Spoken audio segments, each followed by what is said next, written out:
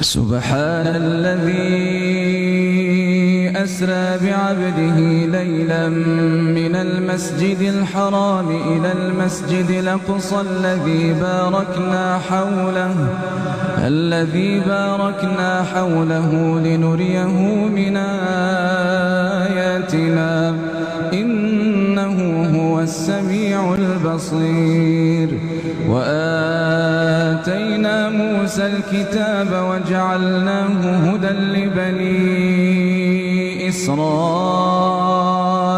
ألا تتخذوا من دوني وكيلا ذرية من حملنا مع نوح إنه كان عبدا شكورا.